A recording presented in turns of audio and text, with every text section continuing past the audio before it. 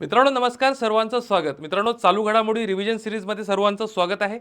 मित्रांनो आजचा हा पहिला आपला व्हिडिओ असणार आहे. टोटल 10 राज्यसेवेसाठी जे 25 ऑगस्टला होणार आहे यासाठी आपण 10 व्हिडिओ घेतोय रिव्हिजनचे. एक एक तासांचे व्हिडिओ असणार आहेत. यामध्ये मागच्या म्हणजे 2023 ते 2024 पर्यंत जून महिन्यापर्यंत टोटल 18 महिन्यातल्या काही महत्त्वाच्या घडामोडी, त्यावर प्रश्नसुद्धा काढले आहेत आणि काही वन लाईनर स्वरूपात सुद्धा मी तुमची रिव्हिजन करून देणार आहोत. मित्रांनो आजचा हा पहिला व्हिडिओ आहे. चला मग सुरू करूया. बघा लक्षात घ्या, तुम्हाला दिसतंय आजचा पहिला प्रश्न. आता हा नोबेल संदर्भातला प्रश्न दिसतोय तुम्हाला. नोबेल पुरस्कार 2023 बाबत प्रश्न आहे. इथे विचारलंय कोणती विधाने बिनचूक आहे असं विचारलेलं आहे. तत्पूर्वी मी काय करतो, एक थोडासा पेन चेंज करून घेतो. म्हणजे कसं, एक रेड कलरचा पेन आला तर म्हणजे कसं मलाही व्यवस्थित तुम्हाला पण व्यवस्थित दिसेल. ठीक आहे, बघा लक्षात घ्या, तुमच्या स्क्रीनवर प्रश्न आहेत. तुम्ही सुरुवातीला लक्षात घ्या की तुम्हाला व्यवस्थित नीट दिसतं की नाही, किंवा मग काय करा, तुम्ही तुमच्याची थोडी क्वालिटी वाढवा, कारण की सगळे मल्टीलाइनर स्वरूपातले प्रश्न आहे. बघा, मानवी हक्क कार्यकर्ता नर्गिस मोहम्मदी यांना शांततेचा नोबेल भेटला आहे म्हणते 2023 मध्ये. आता हे स्टेटमेंट बरोबर आहे. नर्गिस मोहम्मदी शांततेचा नोबेल पुरस्कार मिळवणाऱ्या इराणच्या तिसऱ्या महिला आहे असं म्हटलेलं आहे. क नंबरचं विधान, कॅटलिन कॅरिको यांना वैद्यकशास्त्रातील नोबेल पुरस्कार मिळाला असं म्हटलेलं आहे. आणि कॅटलिन कॅरिको वैद्यकशास्त्रातील नोबेल पुरस्कार मिळवणाऱ्या 12व्या महिला असं म्हटलेलं आहे. ठीक आहे, 4 स्टेटमेंट तुम्हाला दिलेले आहे. बघा, बरेच वेळा आपल्याला समजा तुम्हाला असं लक्षात जाणवलं असेल की सर जिथं मल्टीलाइनर प्रश्न आहेत ना, 4 लाईनचा प्रश्न येत नव्हतं सर, काय होतं 2 लाईन येतं 2 लाईन येत नाही, किंवा 3 लाईन येतं 1 लाईन येत नाही. मग अशा वेळेस आपल्याला इलिमिनेशन मेथड कशी वापरता आली पाहिजे, आपल्याला कसे लॉजिक लावता आले पाहिजे, हे सुद्धा मी सांगणार आहोत. काही काळजी करू नका. बघा लक्षात घ्या, आपल्याला 4 स्टेटमेंट दिलेलं आहे. नोबेल 2023 बाबत जर बघितलं तर बरोबर आहे, नर्गिस मोहम्मदी यांना शांततेचा नोबेल भेटलेला आहे. आणि यांच्याविषयी एक महत्त्वाचं लक्षात घ्यायचं, ही अशी 5वी व्यक्ती आहे. कितवी? 5वी व्यक्ती आहे की हिला एक लक्षात घ्या की तुरुंगात असताना नोबेल पारितोषिक मिळालं आहे. नोबेल पारितोषिक कुठे? तुरुंगात असताना 5वी व्यक्ती. म्हणजे तुम्हाला सिंपल. आणि हे इराणची दुसरी व्यक्ती आहे जिंना शांततेचा नोबेल मिळालेला आहे. फक्त कारण कसं आहे, MPSC जे काही आकडेवारी असतात, म्हणजे पहिली आहे, दुसरी आहे, तुरुंगात असतानाची चौथी आहे, 5वी आहे, अशा स्वरूपामध्ये तुम्हाला फसवण्याचा प्रयत्न करतं. तर लक्षात घ्या, इराणची म्हटली तर लक्षात घे जा, हे दुसरी महिला. आणि समजा जर तुम्हाला विचारलं तर तुरुंगात असताना कितवी, तर 5वी महिला आहे, ज्याला तुरुंगात असताना, म्हणजे व्यक्ती आहे, महिला नाही, व्यक्ती आहे की तुरुंगात असताना तिला शांततेचा नोबेल पुरस्कार मिळाला आहे. मग आता लक्षात घ्या, ही इराणची तिसरी नाही आहे तर दुसरी आहे. त्याच्यामुळे ब नंबरचं स्टेटमेंट आपलं काय आहे तर चुकलेलं आहे. क नंबरचं बघा, क नंबरचं बरोबर आहे, कॅटलिन कॅरिको. ठीक आहे, आणि ड्रू वाईसमन असे 2 जे व्यक्ती होते यांना वैद्यकशास्त्रातील पुरस्कार मिळाला होता. आणि कॅटलिन कॅरिको ही नोबेल मिळवणारी 12वी महिला नसून ही 13व्या क्रमांकाची महिला आहे. कितव्या? तर 13व्या क्रमांकाची महिला आहे. त्याच्यामुळे तुम्हाला दिसतंय अ नंबरचं बरोबर आहे आणि क नंबरचं विधान बरोबर आहे. म्हणजे तुम्हाला ब आणि ड नंबरचं विधान चुकलेलं दिसतं. म्हणजे तुम्हाला पर्याय क्रमांक काय, तर पर्याय क्रमांक 1च काय इथे बरोबर आहे. पर्याय क्रमांक काय आहे तर 1 बरोबर आहे. ठीक आहे, मग आता नोबेल पुरस्काराविषयी जर इतर बघितलं, तुम्हाला माहित आहे साहित्याचं जर बघितला तर साहित्याचा जॉन फासे यांना मिळाला. ठीक आहे, आता मी काही ट्रिक्स सुद्धा सांगितले, त्या मागच्या एक व्हिडिओ मी स्पेशल नोबेलवर घेतलेला आहे की नोबेल पुरस्कार, कारण की तुम्हाला काय लक्षात राहत नाही ना, एवढे जणांचे कसे कसे नाव, आता बाई आहे का माणूस आहे हे बी नाही काढत कधी कधी, अशा प्रकारचे नाव असतात त्यांचे. ठीक आहे, मग आता फक्त मी 4 लोकांचे नाव सांगतो बरं. आता नोबेलवर आपण घेतोय की नाही, 4 लोकांचे फक्त 6 क्षेत्र आहे, 1901 पासून दिला जातो. 6 क्षेत्र नोबेल पुरस्कार जर बघितलं तर पहिले लक्षात घ्या, नर्गिस मोहम्मदीला शांततेचा नोबेल पुरस्कार आहे. वैद्यकशास्त्रामध्ये ड्रू वाईसमन आणि कॅटरिन कॅलिको 2च व्यक्ती आहे. त्यानंतर तुम्हाला सांगतो जॉन फासे, हा साहित्याच्या संदर्भातला आहे, 3 झाले. आणि अजून मी तुम्हाला एक सांगतो, रसायनशास्त्र, मॉंगी बावंडी, तिच्या मॉंगी हा एका व्यक्तीचं फक्त मॉंगी बाउंडीचं नाव लक्षात ठेवा. त्यानंतर एक फिजिक्समध्ये, म्हणजे त्याला नाही, फिजिक्स नाही, भौतिकशास्त्र त्याला आपण म्हणतो फिजिक्स, त्यात RRR. ठीक आहे, तर तुम्ही जे नाव जर लक्षात गेलं ना, तिघांचेही अक्षरामध्ये RR दिसतो. ठीक आहे, जे आपण फिजिक्समध्ये रेस सोडतो अशा काही स्वरूपाच्या ट्रिक्स आहे. मागचा एक व्हिडिओ टाकलाय मी नोबेलवर, तो बघून घ्या. म्हणजे तुम्हाला पाठ करायची गरज लागणार नाही, तुमच्या सहज ट्रिक्स लक्षात राहून जाईल. मग आता नोबेल पुरस्काराबाबत तुम्हाला स्टॅटिक्स सुद्धा करून घ्या. मी फक्त इथे वन लाईनर स्वरूपात जे एक्झाम ओरिएंटेड आहे ते घेतो, फक्त स्टॅटिक्स सुद्धा तुम्हाला करणं गरजेचं आहे, लक्षात घ्या. त्यानंतर जर बघा पुढचा प्रश्न जर बघितला तर हा भौगोलिक घडामोडी संदर्भातला, लक्षात घ्या. हा स्वच्छ सर्वेक्षण अहवाल 2023 संदर्भातला आहे. मित्रांनो, बरेच वेळा 2016 पासून हा अहवाल येऊन राहिला आणि 2016 पासून अहवाल येऊन राहिला वर, तरीही 5 ते 7 वेळा आयोगाने याच्यावर प्रश्न विचारलेले आहे. आणि मुलांना काय वाटते, मागच्या वर्षी हा कंबाईनला प्रश्न होता, ठीक आहे, आणि मुलांना तो जॉग्रफीमध्ये विचारला गेला, पण मुलांना काय वाटलं, रे हा भूगोलात कसा काय हा चालू घडामोडीचा प्रश्न विचारताय. तर लक्षात घ्या, तुम्हाला तो चालू घडामोडी म्हणजे विषयाच्या निगडीत हा चालू घडामोडीचा प्रश्न, तर लक्षात घ्या. आता स्वच्छ सर्वेक्षण अहवाल यासोबतच एक लक्षात घ्या, IMP करून ठेवा तुम्ही. जर तुमच्याकडे बुक वगैरे काही पेन वगैरे तुमच्याकडे असेल, स्वच्छ सर्वेक्षण अहवाल 2023, स्वच्छ वायू सर्वेक्षण अहवाल 2023, हे दोन वेगवेगळे अहवाल आहेत, दोन्ही करून ठेवा. तुम्हाला सांगतो, एक कुठल्या तरी अहवालावर प्रश्न येणार, शक्यता 100% शक्यता येणाऱ्या परीक्षेमध्ये. स्वच्छ सर्वेक्षण अहवाल 2023ची थीम, आता थीम फार कुठल्याही एखाद्या अहवालाची थीम करणं गरजेची असते. थीम काय म्हटलंय, वेस्ट टू वेल्थ ही याची थीम आहे 2023च्या. कसली, तर लक्षात घ्या स्वच्छ सर्वेक्षण अहवालाची. मग आता लक्षात घ्या, मध्य प्रदेशमधील इंदूर शहर, मध्य प्रदेशमधलं इंदूर शहर म्हटलंय, आणि गुजरातचं सुरत शहराने संयुक्तपणे म्हणजे कंबाईन जर लक्षात गेलं, संयुक्तपणे प्रथम क्रमांक पटकावला असं म्हटलंय. तर यस, इंदूर आणि गुजरातमधलं सुरतचं शहर आहे याने संयुक्त क्रमांक पटकावला पहिला. मग आता लक्षात घ्या, इंदूर सलग 7व्यांदा देशातील सर्वाधिक स्वच्छ शहर ठरले आहे. बघा, हाच प्रश्न मागच्या कंबाईनला होता, आलं का लक्षात. आणि आपण काय करतो, इग्नोर करतो, आणि मग काय होतं, प्रश्न चुकतो आपला. तर असं नको व्हायला, ठीक आहे. 1 लाखांपेक्षा कमी, आता बघा इकडे काय म्हटलं, 1 लाखांपेक्षा कमी. आता इथं लक्षात घ्या, थोडा एसीचा पॉवर कमी करतो. बघा लक्षात घ्या, 1 लाखांपेक्षा कमी लोकसंख्या असलेल्या शहरांमध्ये लोणावळा महाराष्ट्र शहराला प्रथम स्थान मिळालेलं आहे म्हटलंय. लक्षात घ्या, इथं काय म्हटलेलं आहे, लोणावळा महाराष्ट्राला प्रथम स्थान मिळालं असं म्हटलंय.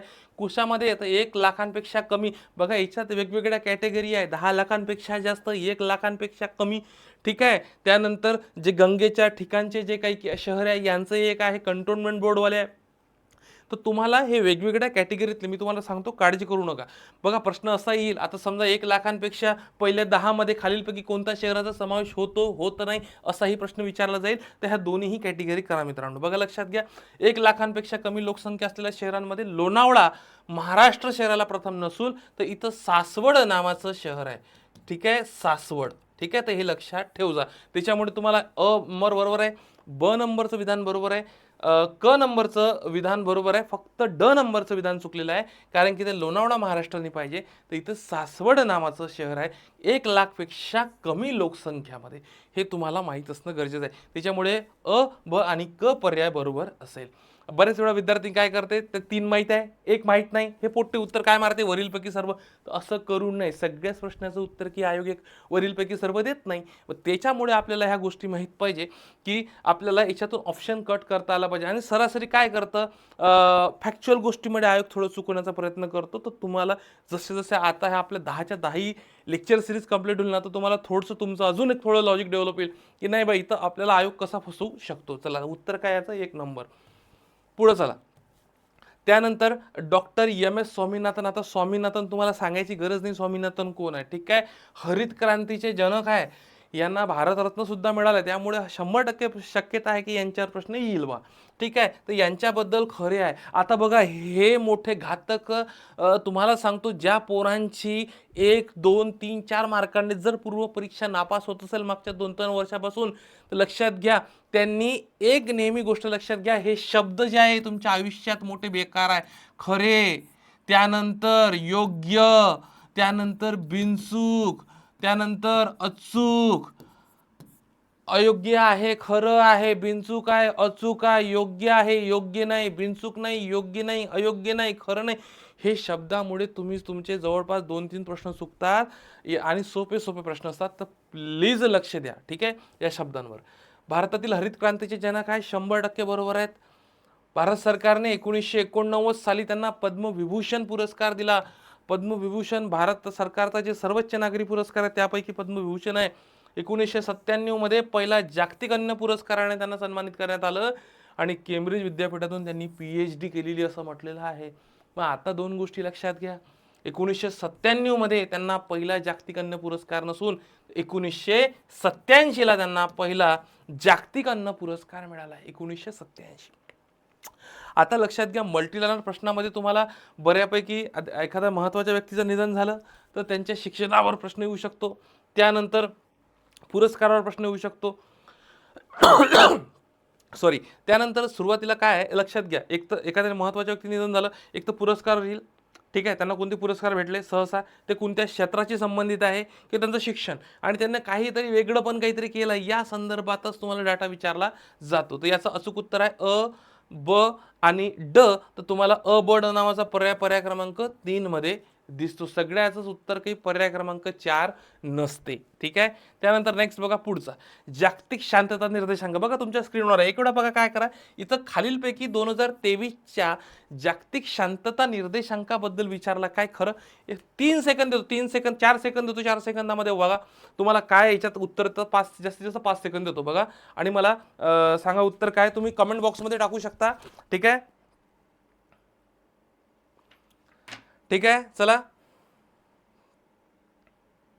बघा लक्षात घ्या काय म्हणते इकडे, जागतिक शांतता निर्देशांक 2023 बाबत काय विचारलेलं आहे, कोणती विधाने खरं आहे. आता विचारलंय प्रथम स्थानावर आईसलँड नावाचा देश आहे, बरोबर आहेत का. तर यस, आईसलँड नावाचा देश आहे. शेवटच्या स्थानी कांगो नावाचा देश असा आहे म्हटलंय, कांगो. तर शेवटच्या स्थानी हा कांगो नसून हा अफगाणिस्तानचा देश आहे, अफगाणिस्तान देश आहे, कांगो नाही आहे. आणि हा निर्देशांक इन्स्टिट्यूट फॉर इकॉनॉमिक्स पीस ही संस्था जाहीर करते, आणि भारताचा या अहवालामध्ये 126वा क्रमांक आहे. त्यामुळे जे ब नंबरचं जे हे विधान आहे हे चुकलेलं आहे. मग आता जर तुम्ही मला सांगा रे, ब नंबरचं विधान तुम्हाला जर पहिल्या लगेच समजतं की अ बरोबर आहे, ब चुकलेलं आहे, तर ब कुठं कुठं आहे लक्षात घ्या. म्हणजे हा ऑप्शन तुमचा कटला, हा ऑप्शन कटला, हे दोनच ऑप्शन उरले.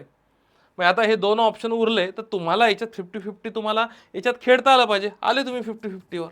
आता अजून तुम्ही इथं किती लॉजिक लावू शकता, त्याच्याच भरोश्यावर तुम्ही ते प्रश्न तुमचा करेक्ट येऊ शकतो. दोन ऑप्शन ते कटले ना. जेव्हा बघा लक्षात घ्या, जेव्हा काही पर्याय नसतो तेव्हा दोन पर्याय आपण कसे कट करू शकतात. एकदम प्रश्न सोडून द्यायचा नाही. पोरं काय करतात ना, येऊन नाही राहिलं ना सोडून देतात. ऑप्शन कट करायचे, तुम्हाला सांगतो 60 ते 70 प्रश्न बरोबर येतात. ठीक आहे, याचं असं उत्तर आहे पर्याय क्रमांक काय, अ, क आणि ड. हे लक्षात घेता. इन्स्टिट्यूट ऑफ इकॉनॉमिक्स पीस नावाची संस्था आहे. पीस म्हणजे शांतता, पीस म्हणजे शांतता लक्षात घ्या. म्हणजे ही संस्था असेल, म्हणजे तुम्हाला भविष्यात जर विचारलं की जागतिक शांतता निर्देशांक कोण जाहीर करते, तुम्हाला पर्यायाला economic institute for economics peace, intelligent unit किंवा अजून SNDN जे काही आहे, तर पीसवरून थोडं लक्षात घेऊन घ्या की जागतिक शांतता निर्देशांक हा असू शकतो. उत्तर काय, पर्याय क्रमांक 3. त्यानंतर नेक्स्ट बघा, खालील माहितीचा विचार करून इथं काय लिहिलेलं आहे, अयोग्य विधान निवडा. ठीक आहे, चला अयोग्य विधान निवडा, लगेच उत्तर टाका. अयोग्य विधान निवडा काय म्हणते बघा, लक्षात घ्या. अयोग्य विधान निवडा, इथं इथं विचारलाय अयोग्य. ठीक आहे, हा जागतिक वारसा संदर्भातला अहवाल आहे. सॉरी, थोडं काय झालं, खोकला झालेला आहे, त्याच्यामुळे लेक्चरमध्ये थोडंसा तुम्हाला आवाज येईल. ठीक आहे, बघा लक्षात घ्या, इथं विचारलं जागतिक वारसा, युनेस्कोची जागतिक वारसाची यादी. लक्षात घ्या, आत्ताच एक 43व मोईदम म्हणून जे आसाममधलं स्थळ आहे, याला 43व जागतिक वारसा, म्हणजे भारतातलं 43व म्हणजे युनेस्कोच्या यादीमधलं भारतातलं 43व शहर म्हणून किंवा स्थान मिळालेलं आहे याला. लक्षात घ्या, तर हे आहे युनेस्कोची यादी. आता याच्यात म्हटलंय अ मध्ये, युनेस्कोच्या जागतिक वारसा स्थळाचा दर्जा मिळालेले शांती निकेतन हे भारतातील 41व्या क्रमांकाचे शहर आहे म्हणते. ठीक आहे, किंवा 41व्या क्रमांकाचे स्थळ आहे म्हणते, शांती निकेतन. लक्षात घ्यायचा, इथं स्टार करून ठेवायचा, शांती निकेतन 41व्या क्रमांकाचे आहे. जागतिक वारसा दर्जा मिळालेले शांती निकेतन हे पश्चिम बंगालमधले तिसरे आहे म्हणते. पश्चिम बंगालमध्ये आहे शांती निकेतन, आणि शांती निकेतन हे पश्चिम बंगालमधले तिसरे जागतिक वारसा स्थळ आहे. आणि युनेस्कोच्या जागतिक वारसा स्थळाचा दर्जा मिळालेले होयसळांची पवित्र मंदिरे. लक्षात घ्या, होयसळांची पवित्र मंदिरे, होयसळांची पवित्र मंदिरे हे भारतातील 42वे आहे. ना आता मी 43ला तुम्हाला मोईदम सांगितलं आहे, आसाममधलं आहे ते, आत्ताच एक 4-5 दिवस झाले. ठीक आहे, आणि जागतिक वारसा स्थळाचा दर्जा मिळाले होयसळांचे पवित्र मंदिर कर्नाटकातील चौथे जागतिक वारसा स्थळ आहे. आणि हे होयसडांची जे मंदिरं सांगितलं हे कर्नाटकमध्ये आहे आणि हे कर्नाटकमधलं चौथं आहे. तर लक्षात घ्या इथं फक्त ना, कारण की तुम्हाला सांगतो आत्तापर्यंत लक्षात घ्या, जेव्हाही जागतिक वारसा स्थळ जाहीर होतात भारतातले, तुम्हाला सांगतो 100% त्यावर प्रश्न असतो. UPSCलाही प्रश्न विचारला गेलेला आहे. बघून घ्या, आत्ताच मागचा पेपर झालेला आहे 16 तारखेला, 16 जूनला UPSCला हा सुद्धा प्रश्न विचारलेला आहे. त्यामुळे येणाऱ्या परीक्षा सुद्धा यावर प्रश्न असतील आणि मागचे पेपर जर अनालिसिस केलं लक्षात येईल तुम्हाला 100% प्रश्न येणार आहे.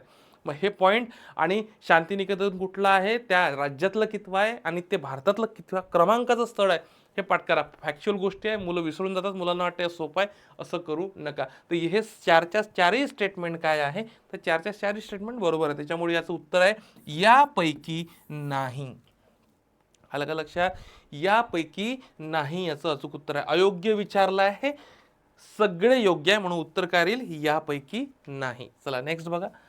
त्यानंतर बघा एक महत्त्वाची सूचना आहे तुमच्यासाठी. ज्या विद्यार्थ्यांना आत्ता आपल्याला एक थोडं बॅचचं प्रमोशन करावं लागत असतं, जे विद्यार्थ्यांना असं वाटतं की नाही सर की तुम्ही यूट्यूबला वेगळं घेता आणि बॅचमध्ये काही वेगळं घेता, तर मित्रांनो लक्षात घ्या, बॅचचं काय आहे की बॅचमध्ये विद्यार्थ्यांना आपण या सगळ्या PDF अवेलेबल करून देतो आणि हे वन डेची रिव्हिजन सिरीज बॅच आहे. मग त्याला एकदम एकदम एक्झाम ओरिएंटेड आपण घेतो. तर ज्यांनाही या वन डे रिव्हिजन सिरीजला ज्यांना रिव्हिजन करायची आहे, तर त्यांनी या बॅचला प्रवेश घेऊ शकता. आपल्या स्टेपअप अकॅडमीच्या ॲपला अवेलेबल आहे, ठीक आहे, तुम्ही बघू शकता बॅच, ठीक आहे. आणि याच्या सगळ्या नोट्स वगैरे सगळं मी विद्यार्थ्यांना अवेलेबल करून दिलेलं आहे. आता तुम्ही म्हणाल सर मग तुम्ही यूट्यूबला सुद्धा घेता आणि ॲपला सुद्धा घेता. मित्रांनो लक्षात घ्या, दोन प्रकारच्या कॅटेगरी असतात. बरेच वेळा जर यूट्यूबला आजकाल करंट अफेअरची कमी खूप आहे, पण सगळ्याच गोष्टी जर मुलांना फ्री, आत्तापर्यंत माझ्या 10 वर्षातला अनुभव आहे, फ्री जर खूप देण्याचा प्रयत्न केला ना, तर त्याची किंमत जी आहे ना, ती किंमत नाही राहत. तुम्हाला कुठली गोष्ट सहज मिळू द्या, त्याची किंमत राहत नाही. हे तुमची गोष्ट म्हणा की माझी गोष्ट म्हणा, ठीक आहे. आता अतिशय माफक फीमध्ये आपण 299 मध्ये वन डेची रिव्हिजन बॅच आहे. ज्यांना करायची त्यांना करा, म्हणजे असं प्रत्येकाला नाही करावंच लागते, पण ज्यांना आवश्यकता वाटते की नाही सर 8 तासाची बॅच आहे वन डे रिव्हिजन, त्याच्यामध्ये नोट्स वगैरे सगळं दिलेलं आहे. चला नेक्स्ट पुढे बघा. नामदेव धोंडो महानोर, आता लक्षात घ्या, हा निधन वार्ता संदर्भातला प्रश्न आहे. यांचे नुकतेच निधन झालेलं आहे म्हटलंय आणि खालीलपैकी कोणत्या पुरस्काराने त्यांना सन्मानित करण्यात आलेलं असं विचारलंय. कोणत्या पुरस्काराने त्यांना सन्मानित करण्यात आलेलं असं विचारलेलं आहे. तर लक्षात घ्या, कोणत्या पुरस्काराने सन्मानित करण्यात आलेलं आहे त्यांना असं विचारलेलं आहे. तर लक्षात घ्या, याच्यात पद्मश्री सुद्धा पुरस्कार त्यांना मिळाला आहे, नामदेव धोंडो महानोर. त्यानंतर पद्मभूषण पुरस्कार हा त्यांना मिळालेला नाही आहे. साहित्य अकादमी मिळालेला आहे त्यांना आणि विदा करंदीकर जीवन गौरव पुरस्कार सुद्धा यांना मिळालेला आहे. त्याच्यामुळे अ, क आणि ड म्हणजे पर्याय क्रमांक तुम्हाला जो 4 दिसतोय, लक्षात घ्या, पर्याय क्रमांक 4 काय आहे, तर योग्य आहे. पर्याय क्रमांक 4 योग्य आहे. हे महत्त्वाचं व्यक्तिमत्व आहे, नाधो महानोर, ठीक आहे. नामदेव धोंडो महानोर, नाधो महानोर हे शॉर्टमध्ये म्हणतो आपण. निधन वार्तामध्ये महत्त्वाचं व्यक्तिमत्व आहे, साहित्यिक होते, यांचं निधन झालेलं आहे. मग आत्ता लक्षात घ्या, यांना पद्मश्री, साहित्य अकादमी आणि विदा करंदीकर हे 3 पुरस्कार यांना मिळालेले आहेत. चला नेक्स्ट. कर्नाटक विधानसभा निवडणूक 2023. आत्ता तुम्हाला माहिती आहे की समजा साधारणतः एक तरी विधानसभा, आता एवढ्या विधानसभेच्या निवडणुका झालेल्या आहेत प्रत्येक राज्याच्या, एक तरी प्रश्न येईल. तर आत्ता आपल्याला अभ्यास करताना लक्षात घ्या, तुम्ही वाचनी करताना जास्त फोकस कुठं करा. आता समजा हा महाराष्ट्र आहे, ठीक आहे. आता महाराष्ट्राच्या ज्या आजूबाजूचे काही स्टेट आहे, या स्टेटचे जर इलेक्शन झाले असेल ना, तर ते समजा करा, पण त्याच्यावर जास्त थोडं फोकस करा. आणि सांगण्याचा उद्देश काय आहे की दूरचं विचारल्यापेक्षा आयोग थोडं जवळचं विचारतं. म्हणजे कर्नाटक विधानसभा ही 23ची निवडणूक, मग याच्यामध्ये काय अचूक आहे असं विचारलेलं आहे. तर लक्षात घ्या, ही राज्याची 16वी विधानसभा निवडणूक होती असं म्हटलंय, 16व्या क्रमांकाची विधानसभा निवडणूक पण आपल्याला माहीत पाहिजे. भारतीय राष्ट्रीय काँग्रेसने या निवडणुकीमध्ये लक्षात घ्या सर्वाधिक जागा जिंकल्या. पण एखाद्या विधानसभेची निवडणूक असेल तर कोणत्या पक्षाने सर्वाधिक जागा जिंकल्या हे तुम्हाला माहीत पाहिजे. तर याच्यामध्ये काँग्रेसने सर्वाधिक जागा जिंकल्या आणि सिद्धरामय्या यांनी कर्नाटकचे 24वे मुख्यमंत्री म्हणून शपथ घेतली असं म्हटलेलं आहे. तर अगदी बरोबर आहे. तर याचं उत्तर आहे पर्याय क्रमांक 4 तुम्हाला दिसत असेल. अ, ब, क हे तिन्ही विधानं काय आहे, तर तिन्ही विधानं इथं बरोबर आहे. कर्नाटकची 16व्या क्रमांकाची विधानसभा निवडणूक होती, भारतीय राष्ट्रीय काँग्रेसने सर्वाधिक जागा जिंकल्या आणि कर्नाटकचे सिद्धरामय्या यांनी कर्नाटकचे 24वे मुख्यमंत्री म्हणून शपथ घेतली. हे तुम्हाला माहीत असणं गरजेचं आहे. हे शॉर्टमध्ये तिन्ही स्टेटमेंट याच्यातले काय आहे तर बरोबर आहे, ठीक आहे. म्हणजे बघा लक्षात घ्या, तुमचं काय होतं याच्यात ऑनलाईनर पर कव्हर होऊन राहिलं आणि मल्टी लाईनर प्रश्न सुद्धा होऊन राहिला. काही काळजी करू नका. चला पुढे झाला. आता व्याघ्रगणना 2022 बघूयात. व्याघ्रगणना अतिशय महत्त्वाची आहे, भौगोलिक घडामोडी संदर्भातली आहे. व्याघ्रगणनेवर 100% प्रश्न येणार म्हणजे येणार. लक्षात घ्या, काय बिनचूक आहे असं विचारलं. व्याघ्रगणना 2022 इथं विचारलेलं आहे. लक्षात घ्या, व्याघ्रगणना सर्वाधिक वाघांची संख्या कुठे आहे म्हणते, मध्य प्रदेशमध्ये आहे. जिम कार्बेट व्याघ्र प्रकल्पात सर्वाधिक वाघांची संख्या असं म्हटलेलं आहे. महाराष्ट्रात वाघांची संख्या किती आहे म्हणते बघा, 444. आणि भारतामध्ये 1983 साली प्रोजेक्ट टायगर सुरू करण्यात आलेला असं म्हटलेलं आहे. तर हे विधान चुकलं आहे, कारण का प्रोजेक्ट टायगर हा 1973ला सुरू करण्यात आला होता आणि याला 50 वर्ष पूर्ण झाले. म्हणजे एखाद्या प्रकल्पाला जर असे काही 25, 50, 125, 150 असे वर्ष पूर्ण होत असेल तर त्यावर सुद्धा प्रश्न आयोग विचारला जाऊ शकतो. तर प्रोजेक्ट टायगरवर सुद्धा तुम्हाला प्रश्न येऊ शकतो आणि ते व्याघ्रगणना आहे. त्यामुळे आणि आत्ताच आपण 29 जुलैला जागतिक आंतरराष्ट्रीय व्याघ्र दिवस साजरा केला. 2000 साधारणतः 10 पासून हा आंतरराष्ट्रीय व्याघ्र दिवस आपण साजरा करतोय. ठीक आहे. आणि प्रोजेक्ट टायगर जर बघितलं तर 1973चा आहे. लक्षात घ्या. किती आहे, सर्वाधिक संख्या कुठे आहे, मध्य प्रदेशमध्ये आहे. महाराष्ट्राचा विचार केला तर आकडा माहित पाहिजे, 444 आकडा माहित पाहिजे. लक्षात घ्या वाघांचा. प्रोजेक्ट टायगर कधीचा आहे तर 1973चा, हे सुद्धा तुम्हाला लक्षात पाहिजे. ठीक आहे. तर याचं अचूक उत्तर जर पाहिलं तर अ, ब, क तुम्हाला दिसतील. तर पर्याय क्रमांक तुम्हाला 1 बरोबर आहे. लक्षात घ्या. चला पुढे चला. ज्येष्ठ अभिनेत्री सुलोचना लाटकर बाबत आपण बघतोय. सुलोचना लाटकर ज्येष्ठ अभिनेत्री यांच्याविषयी खालीलपैकी कोणतं विधान बिनचूक आहे असं म्हटलेलं आहे. कोणतं विधान बिनचूक आहे असं म्हटलेलं आहे, लक्षात घ्या. आता इथे जर आपण बघितलं कोणतं विधान बिनचूक आहे यांच्याबद्दल, तर इथे जून 2023 मध्ये, बरोबर आहे, वयाच्या 94 वर्षी निधन झालं सुलोचनाताई लाटकर. ठीक आहे. सासूरवास हा मराठी चित्रपट अभिनय म्हणजे या मराठी चित्रपटातून त्यांनी अभिनयास सुरुवात केली. कोणता तर सासूरवास. ठीक आहे. अब दिल्ली दूर नाही हा त्यांचा पहिला हिंदी चित्रपट. एखाद्या जर अभिनेत्रीचा मराठी चित्रपट ज्या काही लँग्वेजमध्ये ते पिक्चर तयार करत असेल, पिक्चरमध्ये काम करत असेल, तर त्यांचा पहिला पिक्चर म्हणजे मराठीतला पहिला सासूरवास आणि अब दिल्ली दूर नाही हा काय आहे तर हा हिंदी चित्रपट आहे. आणि 2009 मध्ये महाराष्ट्र भूषण पुरस्काराने त्यांना गौरवण्यात आलं. मागच्या वर्षीचा महाराष्ट्र भूषण पाहिला तर अशोक मामा यांना भेटला, अशोक सराफ यांना भेटलेला आहे. अशोक सराफ तुम्हाला सगळ्यांचे परिचय आहेत. मराठी हास्य म्हणजे तुम्हाला कॉमेडियन, मराठी चित्रपटात काम करत, त्यांच्यासोबत एक लक्ष्मीकांत बेर्डे सुद्धा होते. दोन्हीही म्हणजे यांनी मराठी चित्रपटाला एक वेगळाच आकार दिला. तर हे एक महत्त्वाचं आहे. त्यांना मागच्या वर्षी 2023चा महाराष्ट्र भूषण पुरस्कार मिळाला आहे, हे तुम्हाला माहीत असणं गरजेचं आहे. मग यांच्याबद्दल 4ही स्टेटमेंट बरोबर आहे, कारण की 4ही विधान काय सुलोचना लाटकर बद्दल बरोबर आहे. मग आत्ता बघा सुलोचना लाटकर बद्दल जर बघितलं तर लक्षात घ्या, आपल्याला पुढचा प्रश्न बघा, काय महत्त्वाची सूचना आहे. जे विद्यार्थी 25 ऑगस्टला राज्यसेवा देणार आहे त्यांच्यासाठी आपल्या स्टेपअपच्या सर्व रिव्हिजन ऑनलाईन रिव्हिजन बॅचेस उपलब्ध आहे. वन डेचे रिव्हिजन उपलब्ध आहे. सरांची आहे, खाटेकर सरांची आहे, जगताप सरांची आहे, दांगटे सरांची, सायन्स हिस्ट्री दोन्ही आहे. माझी स्वतः करंटची आहे. तसेच जॉग्राफीची सुद्धा प्रेमराज सरांची बॅच अवेलेबल आहे. ज्यांना वन डेची रिव्हिजन करायचे तर त्यांनी या बॅचला 100% प्रवेश घ्या, तुम्हाला नक्कीच फायदा होईल. ठीक आहे. चला नेक्स्ट. त्यानंतर बघा विज्ञान तंत्रज्ञानावर आपण जाऊ. विज्ञान तंत्रज्ञान जर बघितलं तर 10 नंबरचा प्रश्न बघा, खालीलपैकी कोणते विधाने चांद्रयान-3 मोहिमेबाबत काय आहे म्हटलेलं आहे योग्य आहे असं म्हटलं आहे. चांद्रयान-3. आता चांद्रयान-3चा जर विचार केला, लक्षात घ्या, तर चांद्रयान-3चे यशस्वी प्रक्षेपण LMV, आता हे पुरं पाठच करून घ्या, लक्षात असू दे. LMV 3M4 या अग्निबाणाच्या सहाय्याने करण्यात आले. कारण की चांद्रयान-3चा अतिशय महत्त्वाचा प्रश्न आहे, लक्षात घ्या. ठीक आहे. याच्यावर प्रश्न येणार. चांद्रयान-3. चांद्रयान-3 मधील लँडरला विक्रम हे नाव देण्यात आलेलं आहे असं म्हटलं आहे. आणि चांद्रयान-3 मधील रोहर बग्गीचे वजन, जे रोहर होते बग्गीचे वजन 27 किलोग्रॅम. आणि चंद्राच्या दक्षिण ध्रुवावर यान उतरवणारा भारत हा जगातील 4था देश ठरलेला आहे. आलं का लक्षात? 4था नाही तर हा पहिला देश ठरलेला आहे. पहिला देश. चंद्राच्या इथं दक्षिण ध्रुवावर पहिला, पृष्ठभागावर जर म्हटला तर पृष्ठभागावर 4था येतो. बघा हे लक्षात घ्या. म्हणजे आपल्याला बरेच वेळा काय वाटतं पहिला 4था मध्ये, इथं दक्षिण ध्रुव विचारलं तर इथं पहिला येते, पण पृष्ठभाग विचारला तर 4था देश येतो भारत. लक्षात घ्या. त्याच्यामुळे विधान अ, ब आणि क म्हणजे तुम्हाला दिसतील. पर्याय क्रमांक हा 1 जो आहे हा योग्य आहे. चांद्रयान-3. मग या चांद्रयान-3 सोबतचे जे काही उपकरणं होते ना यांचे वजन करून घ्या. ठीक आहे. ते प्रेरक जे होतं, लँडर होतं, रोहर होतं, याचे वजन करून घ्या. हे 100% तुम्हाला एखादा मल्टीलाईन प्रश्न आला ना त्यावर 100% प्रश्न विचारेल. ठीक आहे.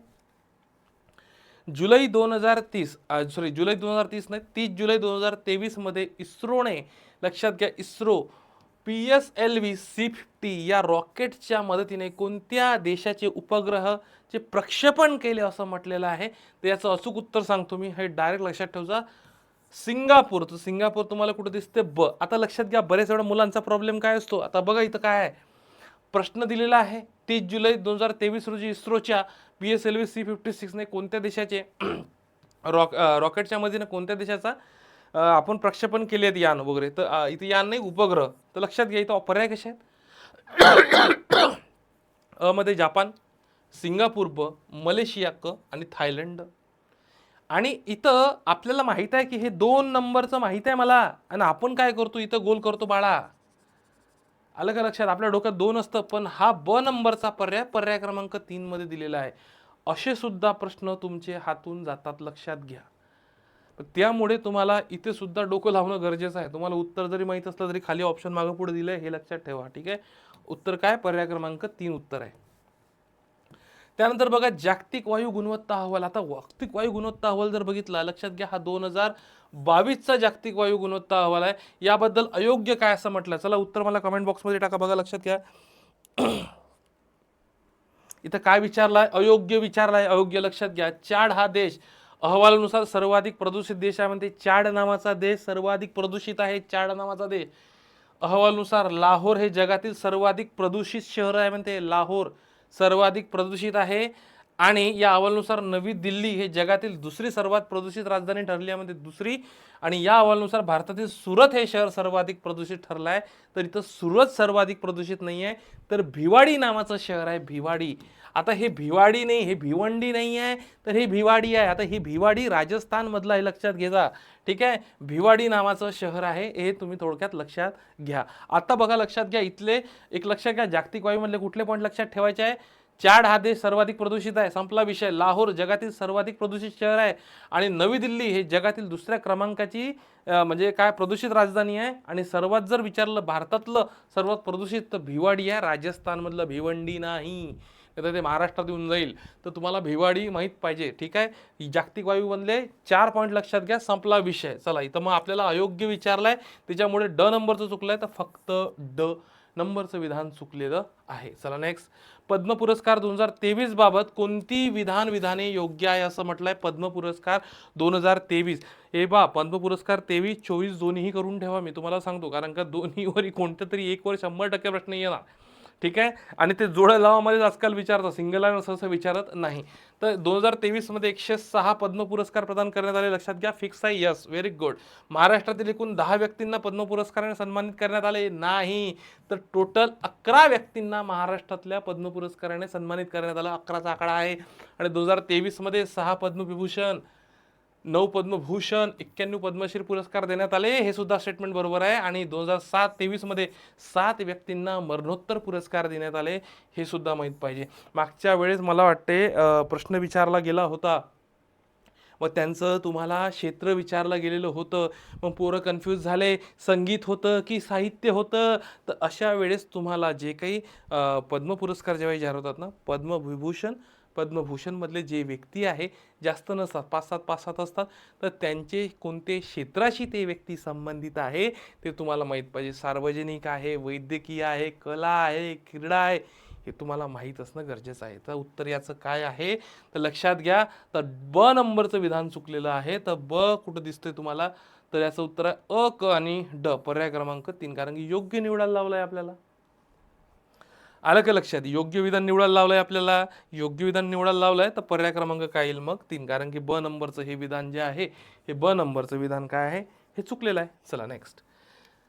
2022चा ICC 2020 international cricketer of the year, मी इथं 2020ची गोष्ट करतोय, 2020, आलं का लक्षात?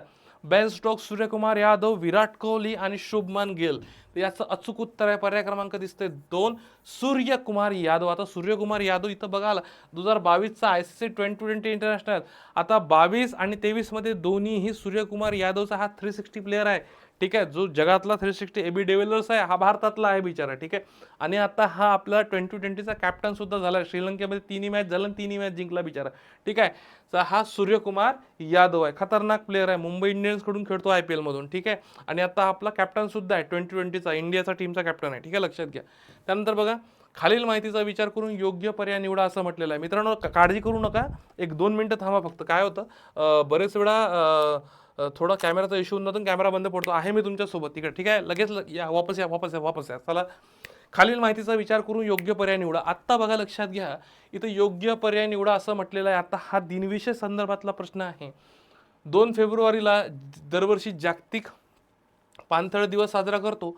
2023ची जागतिक या दिवसाची संकल्पना जर विचारली, वेटलँड रेस्टोरेशन, आणि 1971 पासून पाणथळ दिवस साजरा केला जातो असं म्हटलेलं आहे. पाणथळ दिवस साजरा केला जातो असं म्हटलेलं आहे.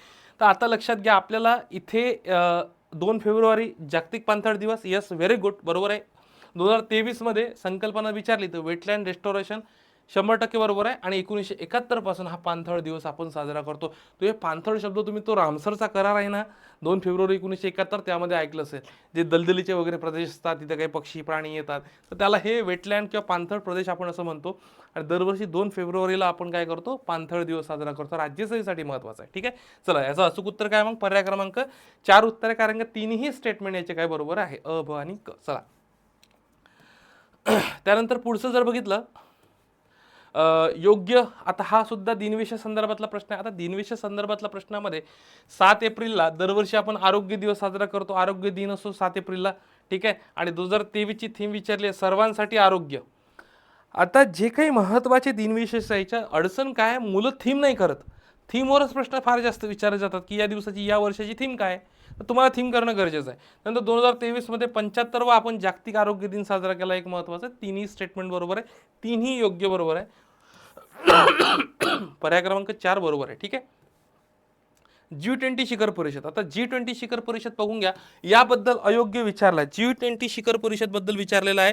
आणि आपल्याला लक्षात घ्या, इथे अयोग्य विधान विचारलं आहे. G20 जर बघितलं, 2023ची G20 शिखर परिषद भारतात पार पडली म्हणते. भारतात G20 परिषद, लक्षात घ्या, भारतात 2023 या परिषदेची थीम पाहिजे. ज्या आंतरराष्ट्रीय घडामोडीमधल्या, ज्या आंतरराष्ट्रीय काही महत्त्वाच्या परिषदा होतात, त्याच्या थीम करून ठेवा. वसुधैव कुटुंबकम ही याची थीम होती 2023ची G20ची. आणि 2022ची G20 शिखर परिषद बाली, इंडोनेशिया इथे पार पडली म्हणते. बस एवढं तुम्हाला माहीत पाहिजे. याच्यातला कुठलाही एखादा ऑनलाईनवर प्रश्न येईल, नाही तर हे अशा मल्टीलाईन स्वरूपात तुम्हाला याच्यावर प्रश्न दिसेल, ठीक आहे. तर तिन्ही पर्याय काय याचे बरोबर आहे. तर यामुळे यापैकी नाही येईल, कारण की इथं अयोग्य विचारलंय ना, हे तिन्ही स्टेटमेंट काय तर योग्य आहे. त्याच्यामुळे उत्तर याचं पर्याय क्रमांक 4. टॉयलेट मॅन ऑफ इंडिया अतिशय महत्त्वाचा आहे. टॉयलेट मॅन ऑफ इंडिया यांचं निधन झालेलं आहे. बिंदेश्वर पाठक यांना आपण म्हणतो टॉयलेट मॅन ऑफ इंडिया. 2024च्या पद्म पुरस्कारामध्ये सुद्धा यांचं नाव आहे. त्याच्यामुळे यांच्यावर प्रश्न येण्याची शक्यता आहे. त्याच्यामुळे तुम्हाला पर्याय क्रमांक 2 इथं बरोबर दिसेल. 2 मध्ये ब आहे, ब मध्ये बिंदेश्वर पाठक आहे. सुलभ इंटरनॅशनल या स्वयंसेवी संस्थेची स्थापना सुद्धा यांनी केलेली आहे. टॉयलेट मॅन ऑफ इंडिया म्हणून यांची ओळख आहे, बिंदेश्वर पाठक, ठीक आहे. चला पुढे चला. नारी शक्ती अतिशय महत्त्वाचा आहे. डिटेलमध्ये मी तुम्हाला सांगतो, एक लक्षात घ्या, तुम्ही जे जे सांगतो ते फक्त रिवाईज करून जा. नारी शक्ती वंदन अधिनियम UPSCला 16 जूनला आलेला सुद्धा प्रश्न आहे.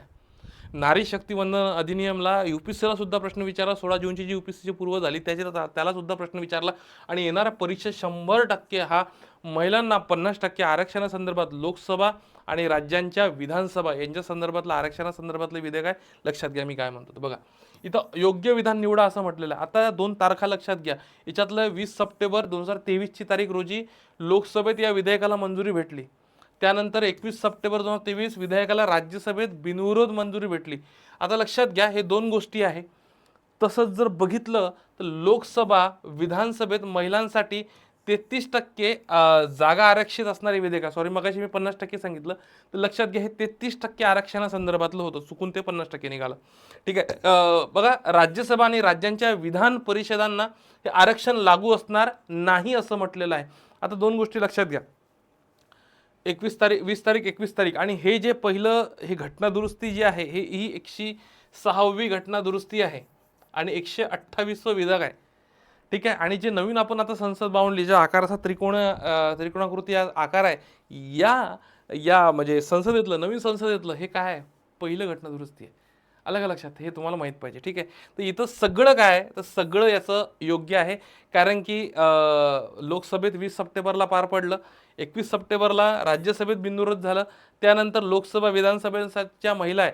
आता याच्यात राज्यसभा आणि विधान परिषद येत नाही किंवा महानगरपालिका वगैरे काही याचा संबंध नाही आहे. ठीक आहे. तर हे तुम्हाला माहीत असणं गरजेचं आहे. चला नेक्स्ट. आणि 100% यावर प्रश्न येईल, लक्षात घ्या. त्यानंतर बघा, खालीलपैकी कोणते गाव हे महाराष्ट्रातील पहिले फळांचे गाव म्हणून घोषित करण्यात आलेलं आहे, लक्षात घ्या. ठीक आहे. महाराष्ट्रातील, लक्षात घ्या, महाराष्ट्रातील पहिले फळांचे गाव म्हणून घोषित करण्यात आलेलं आहे.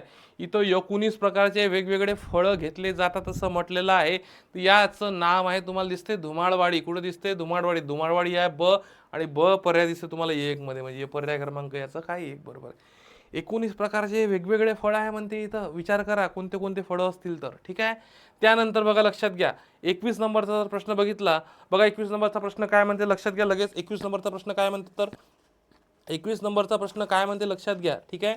21 नंबरचा, शांघाय सहकार्य संघटनेचा 9वा सदस्य देश खालीलपैकी कोण म्हणून सामील झालाय? कोणता देश सामील झालाय? SCO, शांघाय कोऑपरेशन ऑर्गनायझेशन संघटनेचा 9वा सदस्य देश म्हणून खालीलपैकी कोणता देश सामील झालेला आहे किंवा सहभागी झालाय? याचं अचूक उत्तर इराण. इराण आहे क, आणि क मध्ये पर्याय क्रमांक 2 मध्ये आहे क. आता ही SCO ची स्थापना ही 2001 साली झाली होती, लक्षात घ्या. 2001 साली करण्यात आली होती, हे लक्षात घ्यायचा. ठीक आहे. त्यानंतर नेक्स्ट बघा, खालीलपैकी कोणत्या राज्य मंत्रिमंडळाने भारतीय राज्यघटनेच्या 8व्या अनुसूचीमध्ये कुई भाषा, आता इथं लक्षात घ्या, कुई भाषेचा समावेश करण्याची शिफारस करण्याच्या प्रस्तावाला मंजुरी दिली? तर याचा आहे उत्तर ओडिसा. आता बघा, हे जी आपली त्याला काय म्हणतात, 8वी अनुसूची, याच्यामध्ये 22 भाषा आहेत. मग जेव्हा 26 जानेवारी 1950ला आपण प्रजासत्ताक झालो तेव्हा 14 भाषा होत्या. मग आता 22 झाल्या. 14 नंतर किती वाढल्या, तर 6 2 8 भाषा वाढल्या. मग या कुठल्या घटना दुरुस्ती, तर 2-4 घटना दुरुस्ती आहे. मला वाटतं 21, 71 आणि 92 अशी काहीतरी घटना दुरुस्ती तुम्ही बघून घ्या. आता मी तुम्हाला काय सांगतो, 16 जूनला राज्यसेवा झाली ना, 16 जूनला UPSCची परीक्षा झाली, तर त्याला प्रश्न विचारला आहे. म्हणजे लक्षात घ्या. तर त्यामुळे तुम्हाला काय कोणत्या घटना दुरुस्तीने कोणती 8व्या परीक्षेमध्ये नवीन भाषा ॲड केल्या. ठीक आहे. तर नवीन ज्या 8 भाषा ॲड केलेल्या त्या तुम्हाला माहीत पाहिजे. ठीक आहे. हे एक. दुसरं म्हणजे आता भाषा रिलेटेड बोलतोय म्हणून सांगतोय. त्याच्यानंतर आता प्रश्न पुढे गेला वाटते. हां. त्यानंतर दुसरा एक विषय, की ज्या आपल्या भारतामध्ये अभिजात भाषा 6 त्या कोणत्या आहे आणि त्याला कोणत्या वर्षी अभिजात भाषेचा दर्जा मिळालेला आहे, हे सुद्धा तुम्हाला माहीत पाहिजे. ठीक आहे. तुम्ही म्हणाल सर हे का सांगताय? अरे बेटा, आपण बघतोय भाषा संदर्भात प्रश्न असेच विचारले जातात. म्हणजे मुद्दा राहतो हा, आणि त्याला विचारतो करंट अफेअर, असा घुसतो असा प्रश्न विचारतो. आलं का लक्षात? करंट अफेअरवाला मुद्दा असतो हा, आणि त्याला काय करतो, त्याला असे साईडला जातात आणि या स्वरूपात इकडे काहीतरी वेगळा प्रश्न विचारतात. म्हणजे विचार चालू आहे कुई भाषेचा, आणि विचारतील खालीलपैकी कुठल्या जे भाषा आहे त्याला अभिजात भाषेचा दर्जा आहे की नाही हे विचारलं जातील, किंवा हे कुठल्या घटना दुरुस्तीनुसार करंटला बरोबर असा तर प्रश्न विचारतील फिरून, की कोणत्या घटना दुरुस्तीनुसार आपण या 8व्या परिशिष्टामध्ये भाषा ॲड केलेल्या आहे. बघा, थोडंसं थिंकिंग आपलं ब्रॉड असलं पाहिजे, लॉजिक आपलं लागलेलं पाहिजे, की नाही बा हा प्रश्न असा स्वरूपाचा विचारला जाऊ शकतो.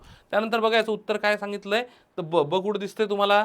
ठीक आहे, कुठं दिसतंय? पर्याय क्रमांक 2. त्यानंतर बघा इथं लक्षात घ्या, खालचा प्रश्न बघा. खालचा प्रश्न काय म्हटलं, केंद्र सरकारने वस्त्रोद्योगासाठी 7 PM मित्र पार्क स्थापन, PM मित्र पार्क, ठीक आहे, लक्षात घ्यायचा, PM मित्र पार्क स्थापन करण्यासाठी घोषणा केली आहे. खालीलपैकी कोणत्या ठिकाणी PM मित्र पार्क स्थापन करण्यात येणार नाही असं विचारलेलं आहे. आणि लक्षात घ्या, महाराष्ट्रामध्ये जर बघितलं, अमरावती विदर्भात हे PM मित्र पार्क नांदगाव पेठला स्थापन करणार आहे.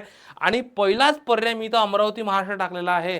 जेव्हा मी टेस्ट घेतली ना, इथे पहिल्या पोरांनी काय तुम्हाला सांगतो, उत्तर अमरावती महाराष्ट्र सांगा. अरे पण इथं विचारलं काय आहे? नाही विचारलेलं आहे. तुमचा काय होतो, कॉन्फिडन्स 1000% वाढून जातो ना. तायडे सरांचा क्लास केला चालू घडामोडीचा, त्यांना माहिती, अरे बापरे तायडे सरांनी सांगितलं होतं. तसं नाही, पण आहे विचारलाय का नाही विचारलाय, तर इथं लक्षात घ्या रे पोरांनो, नेहमी लक्षात घ्या. तुम्हाला इथे आहे नाही वरच काय करते आयोग, काय करतो, तुमचा प्रश्न चुकवण्याचा प्रयत्न करतो. ठीक आहे. चला, तर याचं अचूक उत्तर आहे याचं जयपूर राजस्थान. इथं हे PM मित्र पार्क स्थापन करण्यात आलेलं नाही. याची संपूर्ण डिटेल PDF मी आपल्या टेलिग्राम चॅनलला टाकले, स्टेपअपच्या बघून घे जा. त्याच्यामध्ये कोणते कोणते पार्क असणार आहेत इन्फोग्राफिक स्वरूपात टाकलेली आहे. आणि इतरही डेलीच्या काही PDF आहे ना, मी आपल्या स्टेपअपच्या टेलिग्राम चॅनलला टाकतो. तर प्लीज स्टेपअपचं टेलिग्राम चॅनल जॉईन करून घ्या. चला, त्यानंतर बघा, मोस्ट IMP आहे. मोस्ट IMP एज्युकेशन संदर्भातला अहवाल आहे. एज्युकेशन, कारण की तुम्हाला सांगितलं मी, एज्युकेशन संदर्भातल्या अहवालावर 100% आयोग काय करतो तर प्रश्न विचारतो. एज्युकेशन संदर्भातला अहवाल आहे, 100% आयोग काय करतो, प्रश्न विचारतो. तर हे तुम्हाला माहीत असणं गरजेचं आहे. बघा, टाइम्स हायर एज्युकेशनची जागतिक विद्यापीठ क्रमवारी 2024 नुसार प्रथम स्थानी कोणते विद्यापीठ आहे असं विचारलेलं आहे. प्रथम स्थानी कोणतं विद्यापीठ आहे असं विचारलेलं आहे. तर याचं अचूक उत्तर ऑक्सफर्ड विद्यापीठ. आता ही टाइम्सची आहे. याच्या पहिले कॅकलरी सायमंडची मला वाटते मी पुढच्या सेशनमध्ये घेणार. कॅकलरी सायमंड सुद्धा माहीत पाहिजे. ठीक आहे. ऑक्सफर्ड विद्यापीठ टाइम्स हायर एज्युकेशनच्या जागतिक विद्यापीठ क्रमवारी 2024 नुसार पहिल्या क्रमांकावर, वन लाईनवर तुमचा कटकन संपला. ठीक आहे. एक माझं उत्तर आहे पर्याय क्रमांक 3. त्यानंतर स्वच्छ वायू सर्वेक्षण. मगाची, आता बघा मी हे स्वच्छ वायू सर्वेक्षण 23 आहे. मगाशी स्वच्छ सर्वेक्षण अहवाल होता. स्वच्छ वायू सर्वेक्षण अहवाल वेगळा, स्वच्छ सर्वेक्षण अहवाल वेगळा, दोन्ही करा. ठीक आहे. स्वच्छ वायू सर्वेक्षण 2023 नुसार 3 ते 10 लाख लोकसंख्या असणाऱ्या शहरांमध्ये प्रथम क्रमांक कोणत्या शहराचा आहे असं म्हटलेलं आहे. इथं लक्षात घ्या काय विचारलेलं आहे. 3 ते 10 लाख, 3 ते 10 लाख, 3 ते 10 लाख वेगवेगळी कॅटेगरी आहे. 3 लाखांपेक्षा जास्त, 10 लाखांपेक्षा जास्त, तर हे कॅटेगरी विचारले तुम्हाला 3 ते 10 लाख. स्वच्छ वायू सर्वेक्षण, त्याचं अचूक उत्तर आहे पर्याय क्रमांक क. आणि क मध्ये आहे अमरावती, आणि हा क तुम्हाला दिसतंय पर्याय क्रमांक 2 मध्ये. ठीक आहे. तर याचं अचूक उत्तर आहे. मित्रांनो, आत्तापर्यंत आपण 25 प्रश्न जे काही आहे महत्त्वाचे बघितलेले आहे.